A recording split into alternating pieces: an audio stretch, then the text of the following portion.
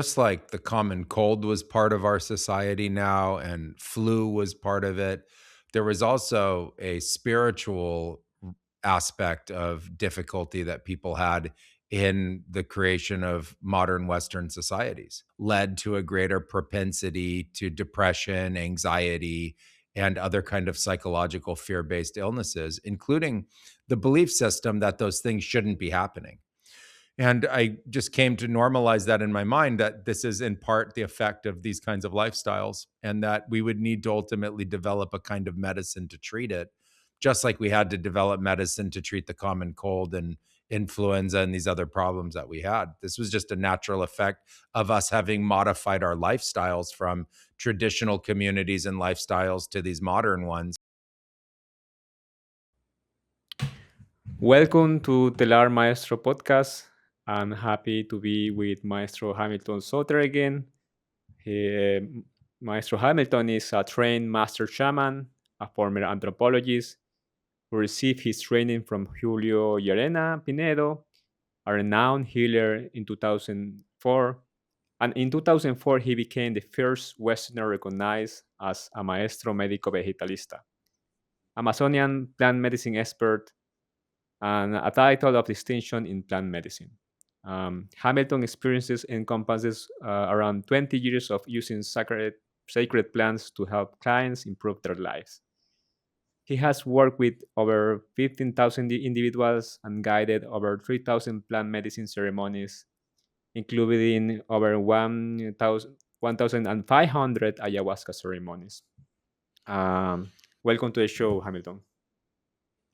Hi, it's a pleasure to be here. Thank you so much for having me. Yeah. I mean, the last episode, there were so many things you said that I just keep thinking about, and I wanted to do a second round of questions to clarify some of these questions, and also I have other things I have kind of discovered and learned on the way. And I wanted to start with, I guess, one of the basic questions, and maybe it's basic for médico vegetalistas, but maybe for me it sounds like really complex. And the question is, what are plants from the point of view of shamans? Because in the Western world, I mean, plants maybe have been seen like food or ornaments or even sometimes supplements or medicine. But as far as I understand, in the shaman world, I mean, plants are also have spirit and they are not they have consciousness as us humans. Yeah, plants from a shamanic perspective are considered beings, something that's alive, something that has its own aliveness, has its own life force. And the plants are seen as having powerful spirits. They are themselves powerful spirits. You see this exemplified in the beliefs and understandings of the master visionary teacher plants like peyote, ayahuasca, cannabis, psilocybin mushrooms, amanita mushrooms, datura, you know, wachuma, San Pedro, etc. That these plants are seen to and considered to be powerful teachers. That not only do they have a powerful spirit in their own right, but that they are uh, a kind of being that has tremendous wisdom and that has the ability to impart that wisdom on you when you participate in ceremony with them. And so, from that point of view, I guess there is a hierarchy of different powers of spirits plants. Not all plants are as powerful, or there are degrees of how different plants affect you.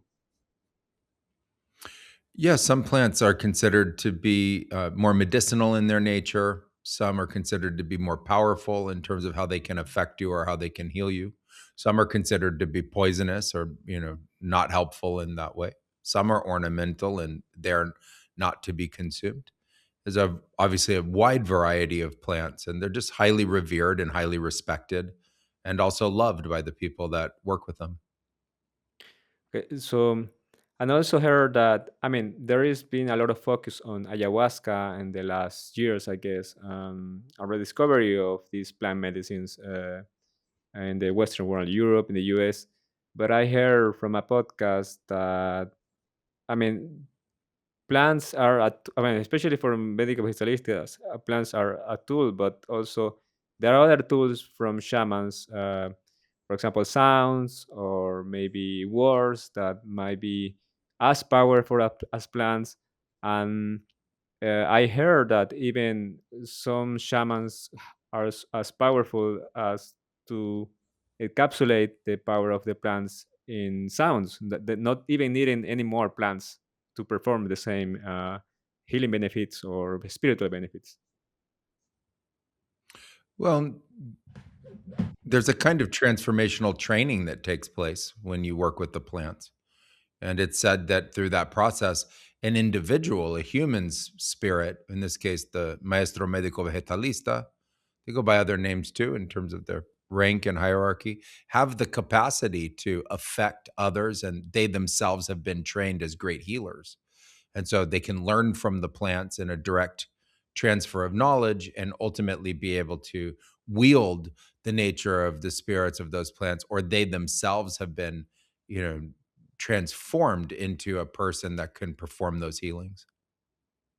So, from that point of view, if the person is transformed to these kind of feelings, they can, I mean, use, I mean, other tools, I guess, in order to perform these healings, without needing plants, or is always plants needed to perform the healing?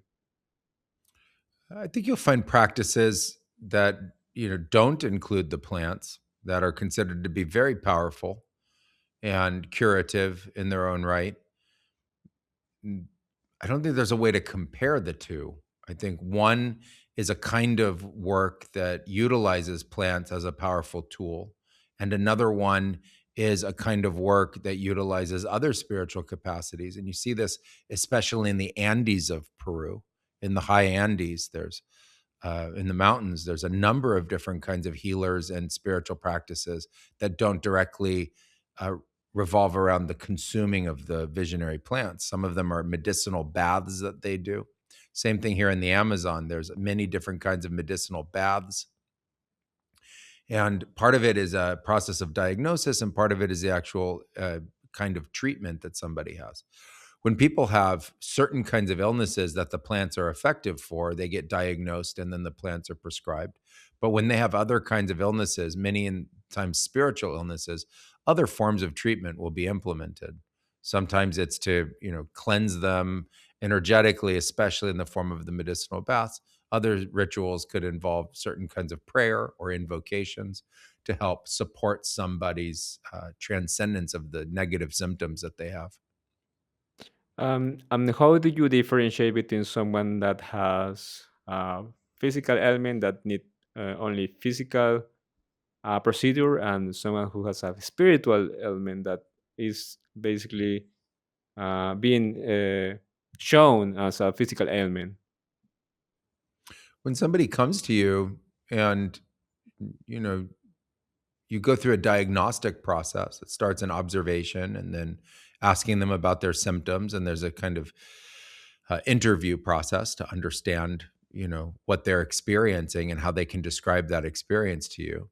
And then there's diagnostic mechanisms that we learn to better diagnose whether or not the problem is something that's entirely physical and maybe would be better treated by a Western medical doctor in a hospital or an emergency room versus this is has spiritual origin and would be better handled by a plant medicine specialist. Although plant medicine specialists obviously can work with plant medicines to treat other kinds of physical illnesses as well, but there is a triage that's it's better to either go to this kind of doctor or another. And once that's made, if it is a spiritual concern, typically you would go into a visionary ceremony, would further the diagnostic process. And in the visionary ceremony itself, you would get the instructions or the awarenesses of how to be able to help the person. So, can you give me an example of the illness that someone can manifest of, or what are the symptoms that someone can manifest as being something that is more spiritual in nature? There's a variety of illnesses that are represented more spiritual in nature. Here in the forest, there's one that's known as manchari, or being airado. And that name basically means like negatively affected in spirit. And or they sometimes call it mal del aire. And happens often with babies and with young people. And so you diagnose that and you typically heal them with what they call benteada, which are icaros and playing of a shakapa around their body. Then it can, from there kind of escalate. There are people that have just what they call bad luck or saladera. Just seems like Mm. everything's against them and they don't know why. They're looking to rid themselves of that. And then it can start to escalate further. It's said that they've somehow experienced mal, and mal is just referred to as, something that's dark, bad, or negative that's happened to them. And then at that point, you start to get into benteadas and baths as the way to treat it. And then it can just continue to ultimately escalate up to, some kind of significant problem in spirit, which sometimes can come from dark arts like brujerias, or sorcery like hechiceria and different occult practices. Or it can escalate, all the way to somebody having what would look like from the outside as some kind of possession. Um, as far as I understand, mal can be translated to English or Western understanding might be trauma. And I don't know if the same. Can you agree that it's the same, or maybe it's different? It's hard to translate it. It certainly has an effect of trauma. People in the West who've experienced trauma also have the effects of that in the form, if they were diagnosed down here, as mal. The um, first sort of discovery I made between plant medicine and, for local people or indigenous people, and ayahuasca ceremonies for Westerners, was bringing Westerners into ayahuasca ceremonies where locals were being healed of mal and brujeria. And they were just there as participants. And the Westerners were healed of trauma, anxiety, and depression during those ceremonies. Oh, And okay. the curanderos were not actually working on the Westerners for the purpose of traumas or, any kind of other spiritual illness. And I started to see a parallel, from an anthropological perspective, that somehow there was some kind of connection to this. And people were getting benefits from ayahuasca ceremonies while the practitioners were, healing these what were considered traditional illnesses. Okay, so I guess I mean there is a more traumas or more um, problems, mental problems in the Western world. I mean, I think there are several causes. Some say it's social media, others say that it's communities have been broken down and people are more isolated. Um, so how can you? I mean, do you think that I mean the modernization is devoiding people of? I mean, not only um, uh, connection with nature, but also it's creating these more traumatic events. And I wonder if there is a way to kind of revert this, or yes, I don't. What do you think about this? I came, over time to think that just like the common cold was part of our society now and flu was part of it, there was also a spiritual aspect of difficulty that people had in the creation of modern Western societies. That there was something about just the nature of life there itself that over time led to a greater propensity to depression, anxiety, and other kind of psychological fear-based illnesses, including the belief system that those things shouldn't be happening. So it was strange to me that there was this very strong belief that people shouldn't experience these traumas or these hardships in life, yet seemed like most people were experiencing them, and the after effect of them was some kind of affected mental state or spiritual state that they lived with. And I just came to normalize that in my mind, that this is in part the effect of these kinds of lifestyles, and that we would need to ultimately develop a kind of medicine to treat it, just like we had to develop medicine to treat the common cold and influenza and these other problems that we had. This was just a natural effect of us having modified our lifestyles from traditional communities and lifestyles to these modern ones. And we didn't know what the effect. It was like a grand social experiment to create megalopolises and these massive cities with tens of millions of people. We had no idea what life would ultimately be like. And over time, we've seen now in 2 or 3 generations in the formation of this, that there's this kind of inherent mental distress that comes with it, and we need to develop our own healing mechanisms and treatment mechanisms for it. So do you think that, because I was wondering if, for sure, when someone who goes with an ailment to the Amazon and they've been treated with different plants or different mechanism, or I experienced this. I went to the Amazon. I had some medicinal baths. I also was diagnosed with ayahuasca, and I improved in the 2 weeks I was there really rapidly.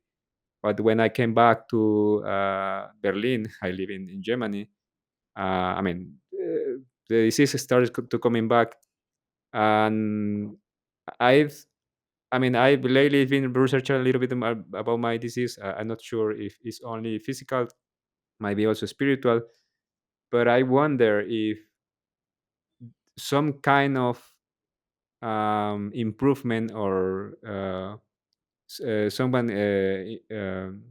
getting rid of an illness is also part of living in an environment that promotes healing. So let's say if you live in a super stressful city, it's impossible to heal. Or as you said, if you have these medicines that you can take while living in these kind of cities, able to still heal. I think it's possible to heal. It's a question really around the nature of treatment. The strange thing about disease is that most people don't know, or we don't know in our medicine how to even treat it. We're still trying to discover and learn about it. And it's also been dynamic to think that disease is actually morphing, and that there's the appearance of new and different kinds of diseases that weren't known about in the past. It's a kind of shifting, changing nature to just being alive.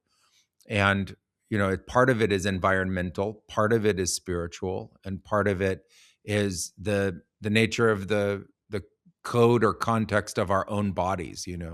The nature of our own DNA and cells and autoimmune systems, et cetera, all affect this question in and around disease. And it's a very complex problem. I think if we can parse it and break it down, spiritual diseases get treated spiritually, and there's a long history and record of how to do that. New environmental diseases we don't have a treatment for yet, and when new disease starts to form and appear, and we haven't figured out a treatment or a cure for it yet, many people suffer. And for me, my heart goes to them. It's very sad for me to see that. I would like to think that our medicine someday could treat everybody of everything. But when we get into these complex problems, we try to solve them with all of the different kinds of medicines and treatments we have until someone can experience, ultimately a cure, a healing, or a transcendence of the symptoms of the disease. And in the worst case, you give them care that is ongoing treatment so that they can just live a better life. See. Um, you say that ayahuasca is used to diagnose someone, and that you enter in a state of where you can see almost like I don't know if I describe it correctly, but an hologram. You can scan the whole body. I understand the body of the person. Um, uh, I can you see also? I guess you can see the difference between someone who has a physical ailment and also a spiritual ailment. And I guess also, as a lot of shamans have suggested, the plant medicine tells you what is the problem there. Yeah, part of the diagnostic process is to discover the nature of the ailment that somebody has and the ability to treat it. And in ayahuasca ceremony, once you're, in the process that we call in the medicine, when you're in the altered state, you have a way of, understanding um, yourself and a person or a patient in a much, you know, more expanded, heightened way, and it's used to diagnose. And until you experience it, it's very difficult to have somebody realize how they could do that. But there's vision that shows you what it's like inside their body. There's vision of ways to diagnose this condition of mal or any kind of spiritual affliction they have. And there's also a communication through the plant that can help you understand what they have. And so through that process, you do your best to diagnose. I found it to be phenomenal and difficult to even grasp when I first came to the Amazon. I thought diagnostics were X-rays and MRIs Mhm. and blood tests and things like that. I didn't know what this other kind of seeing and understanding, and only through the experience itself was I, able to start to even begin to understand what that process looks like. But I could tell a quick story that can help illuminate it. A gentleman came to me who could not walk. His hip was swollen and incredibly painful for him. We were in the forest, far away from any kind of, Western doctor or hospital. And I was told that he had been attacked by a bad shaman, uh, Hmm. some kind of shaman. This is what I was told. And so he was carried to our ceremony house. We laid him down on the ground. And I went over to him and I prepared to diagnose him.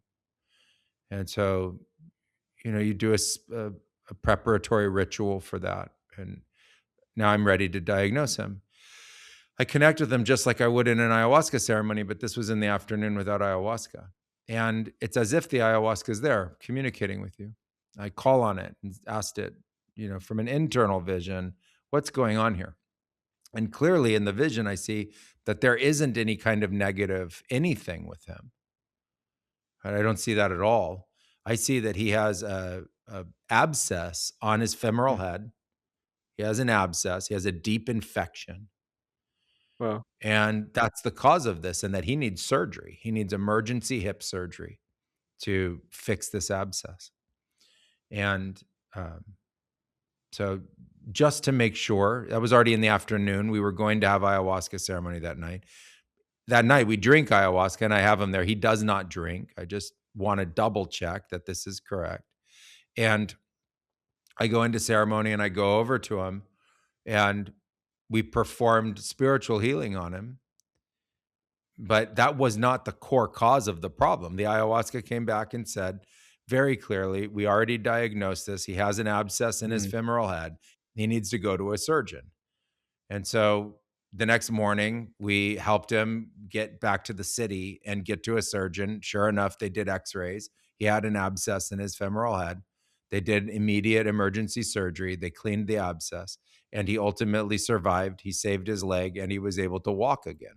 well, Right. That's like a perfect example of this. Someone else told me there was a spiritual cause associated with it. It turned out there wasn't a spiritual cause. This was entirely just an infection and it needed to be treated.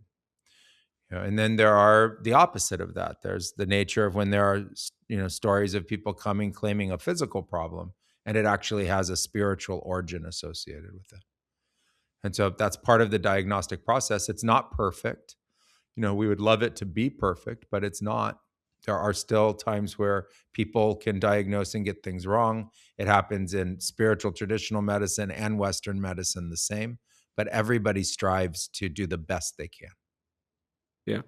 I mean, in the same vein, how visions works because the visions, as I understand, is a two-way process. Is for the healer, for the shaman, but also for the person to experience this.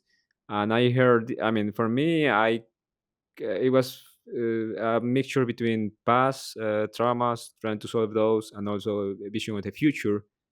I know someone who was seen past lives, other persons that seen more the present. Um, First, the question is, what is the connection between both visions, between the shaman and the person who is being taking the medicine with the shaman, and also what kind of visions a person can have, and what is the function of the vision in itself. Well, the vision has multiple purposes, and the vision for the shaman is to help the shaman practice their medicine. So it's a symbiotic relationship between the medico vegetalista and the ayahuasca, so that combined they can practice and better serve the people that they're working on or working with. In the case of the individual participants, the nature of their visions is part of their own transformative process. And I think with these medicines, what you first see is that there's three common phases. There's the beginning phase, and we usually call that onset, where you're adjusting to the fact that you drank ayahuasca. Then there's a phase where you're in the medicine, like you've moved into an altered state of consciousness or a trance state, and you have vision and you see things very differently. And then there's what we call the landing phase, or the phase where it gradually wears off. So the first phase. And during that phase, I think it was when most people confront different kinds of psychological issues and traumas and things like that. And then the second is usually the part of the process that people find very healing. So at first, there's usually the onset is a kind of confrontation to their mind working differently. Sometimes there's a lot of heavy purging during that time. And then they move into the part where they really experience transformation in the visions themselves. And often the visions will represent the actual practice of the medicine. And this is why it's called plant spirit medicine when you translate it into English. What they call the spirit are the interactive experiences in vision between the individual and all different kinds of energies that are experienced. It usually starts in a kind of geometric colors and patterns. You'll see that heavily in the Shipibo art and design. And then after that, it starts to become even more rich and filled with presences. Some people see lots of eyes. Some people see entities and beings. Other people see, you know, even like portals open up and things come through those portals to help them. And if you speak with the medico vegetalistas, they're going to tell you that it is within that state that the spirit medicine gets practiced, that there are truly healing beings that are found within those states of consciousness. They're known. Some of them are plants from the forest. Some of them are other forms of beings that are well known and documented, and that they come into the ceremony for the purpose of healing people. And people see them, and people experience a kind of transfer of energy and healing that comes through that experience. And so those are the main purposes of the visions. Um, there's something that the shaman I was with was repeating often, that I mean, that I had to follow the path of light, or he will show me, or the visions will show me the path of light. And this is for me super interesting. I mean, at the time I was a little bit, I guess, emotionally upset, and it was interesting because I was provided in the ayahuasca vision with, really, I was a vision of the future that it was really great. Um, I mean, the struggles, and I read for everybody, is like once you get out of the vision, integrating this in real life is the hardest part, because I mean the vision is amazing, is beautiful. I mean, I saw it, and I guess I fall into it, but then, yeah, I mean, you're confronted with it, your daily life, you with everything is fast or there are challenges, and first I want to understand how can integrate that in real life. I heard that sometimes the spiritual world is too idealistic, and this is sometimes not meant to be straightforward.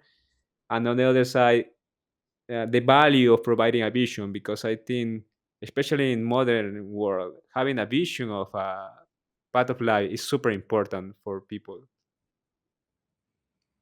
Well, first, it's important to understand that ayahuasca as a medicine was enculturated in traditional societies for what we believe to be thousands of years.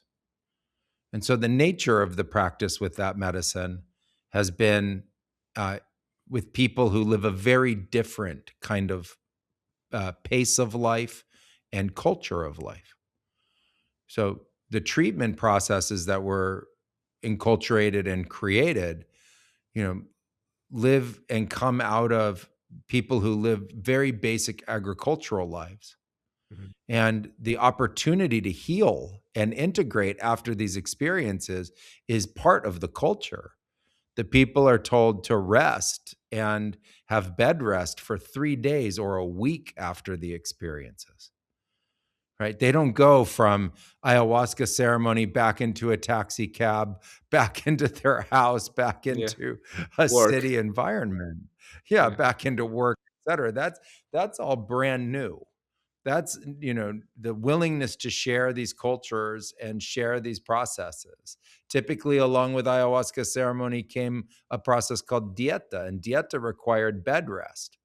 And in the forest, when they talk about bed rest, they mean it. You're either in bed or you're in a hammock. You're not up reading books and listening to music and headphones and distracting yourself. You're just resting with the spirit. It's like a deep meditation and dream that people go into. That's the traditional way. And I've tried to, modify the nature of these practices to best help people and inform people that are going back into work life, daily life, et cetera, about how to engage and interact in this. And I've found the best thing to do is, one, you have to do this. You have to take all your free time you have to rest. So, Mhm. you come home from work and you have to say no to every social engagement. You need to stay home and rest. You need to, do the gentlest form of exercise, not push it kind of exercise. You need to, give yourself a lot of time to rest and sleep. And the second thing you need to do is stay very connected to the experience all the time. And so that starts with, setting your intentions in the morning to continue the interaction in that spiritual realm that you're not aware of anymore, but it is there. And you need to continue your work with the ayahuasca and ultimately process the nature of the experience. You have to do lots of grounding exercise. It's important to take, if you can, 1, 2, 3 showers during a day. You need a lot of time in water. If you can go swimming, it's even better. You need relaxation practices, time to really calm down and really lower the amount of stress that you're under, because the traditional practices integrate in an almost stress free environment. No. Um, what is the value also of these visions as I mean the path of light, and what was the value for the societies in the past, and what is the value of societies in the present? I would say. It's hard to understand the mythological nature of, the traditional understandings of illness, but the traditional understanding is that something dark, something that represents mal, is in some way attacking you or trying to harm you. And I've tried to grasp this from a Western perspective, like, what could that look like? And well, when you have an infection, you look like you have this bacteria in you and it's trying to spread and your body's trying to suppress it, right?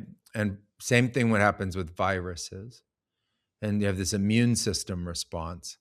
And so from that perspective, I think, you know, this choosing the path of light, choosing the path of health is going towards the direction of healing, strength, personal empowerment, very healthy, strong spirit. And when you do that, you emit more light.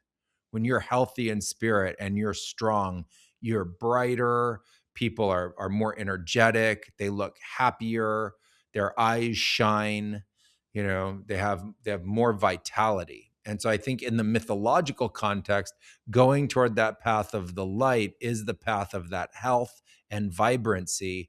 And it's moving past this element that is trying to bring you down and somehow limit that within you.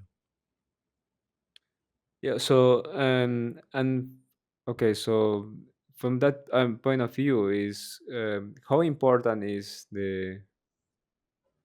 belief system or the connection one has with this spirit. Because the shaman told me when I did ayahuasca, like, once I do ayahuasca also get is inside me, like, and that I don't know if that means not never leave, or the healing power of ayahuasca can always can be accessed by myself.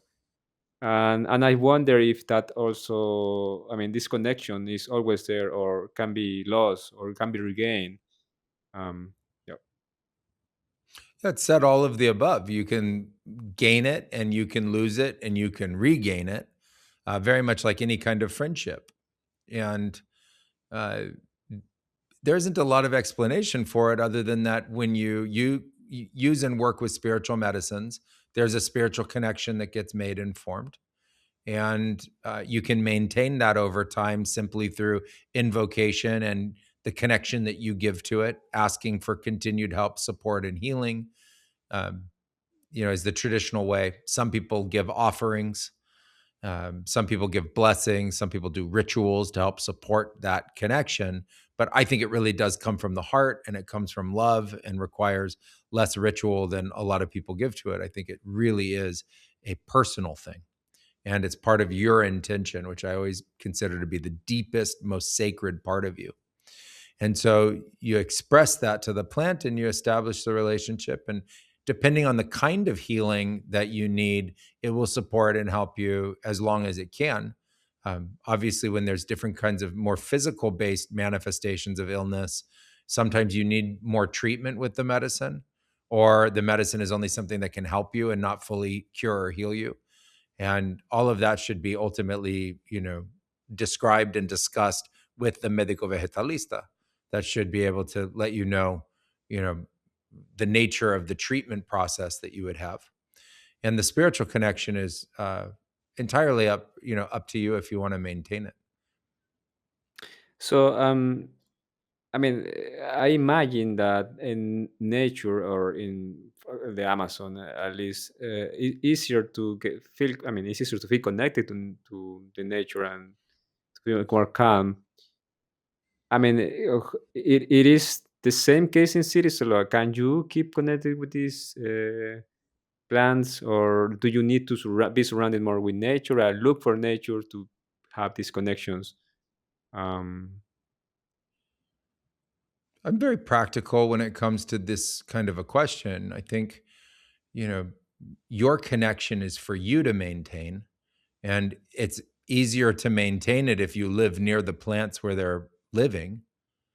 But I don't think there's something special specifically about living in a rainforest because ayahuasca lives in a rainforest somewhere, right? I think, you know, where I live in the forest, I have ayahuasca growing everywhere. And so I feel very connected to it. If I go to a city, if I go back to the United States and I go to a city, or I leave the jungle to come to a jungle city, I have to maintain that connection, right? That's the connection for me to maintain. And there are different ways to do that, but ultimately it's through a kind of intention that you give to the plants. And so, part of for me, the hard part of living in urban environments is recognizing the importance of that connection and maintaining it. And so you have to give some time to that. If I go back to Silicon Valley where I grew up, it doesn't for me innately have the culture of that connection. So I have to take time to enforce that connection or reinforce that connection. And, it doesn't take more than a few minutes to do that, but you have to shift your awareness from go, go, go, go, go, city life, always something to do, very busy, to taking a moment to meditate and going inward and forming that connection. and so in that vein, I mean, uh, I guess in the last, 10 years, the interest of the ayahuasca and spiritual practices increased. But I don't know if it's only me, but it seems that with news and how the world is changing so fast, there is more focus on crisis or geopolitical problems. How do you see that affecting spiritual spirituality for most people, and also it feels like we are in a cycle in a way that something is changing, transforming.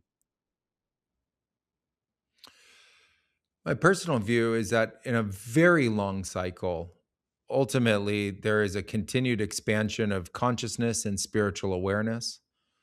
And that may be a multi tens of thousands of year cycle. And that civilization is growing. And as it does, the current mechanism for that is competition and war. And when you live in societies that are ultimately based in competition and war, there's a cost associated with that. And the biggest cost is the quality of life that everybody lives. The cost that we pay for that social system is our quality of life. And so I see that there's an ever growing need for spiritual and mental health medicines because there's an ever growing global mental health crisis. More and more people are struggling with trauma and post traumatic stress disorder. More people are being disrupted by the nature of our technologies. You mentioned social media and other forms of technology that have had an effect on our society, including the amount of screen time producing a kind of attention deficit disorder and a significant shift in the way that people experience themselves now being alive. The addiction to the phones alone, right? I don't know a person who is not addicted to having a cell phone in their hands. I grew up with no cell phones, and now everybody not only has one, but they are actually addicted to it. They will have a psychological or emotional crisis if they were separated from their phone for more than 1, 2, 3, 4 hours. And or it's worse if they didn't know where the phone was. So if they've now, quote, lost their phone, that would be a crisis for them, right?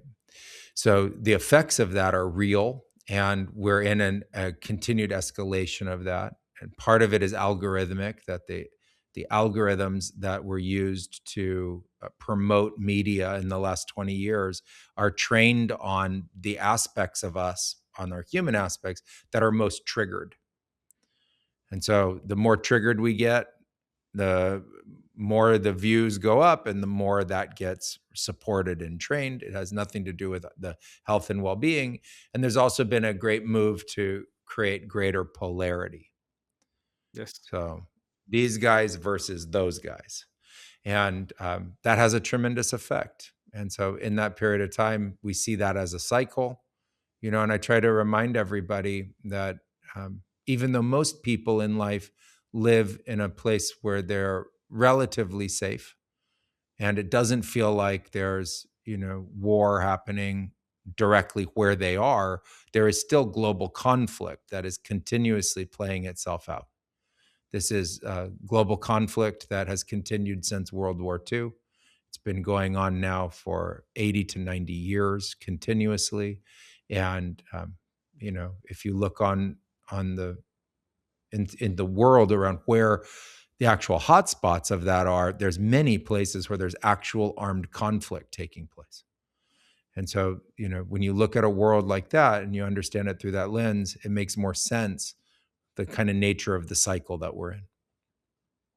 Yeah. So I guess this is something that I discussed with my teacher in my master. I did a master about media studies, and he was telling that in the past maybe 100 years, there is a crisis of utopias, that most novel writers were writing more dystopian worlds than utopian worlds.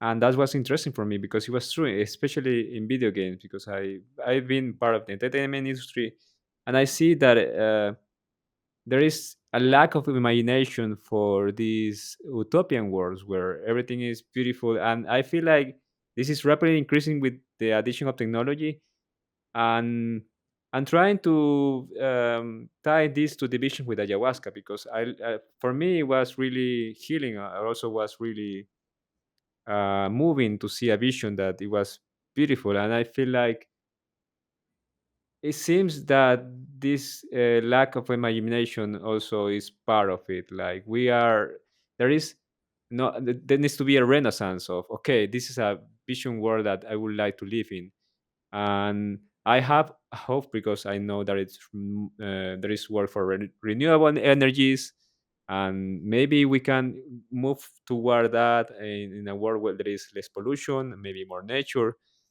Um, but I wonder if you have seen this also, this feeling of, okay, people are not imagining a better world, and that might be the problem as well, that contributing to not creating this world. Yeah, it's a great line of thinking. My personal feeling is that it is the nature of what we're presented within our imagination that informs what we create. And so as we're growing up, we get presented with these different kinds of fictions and stories, mythologies, and now science fiction. And funny enough for me, video games. That video games even replaced a lot of the other kinds of storytelling that were very prevalent over the last 5,000 years.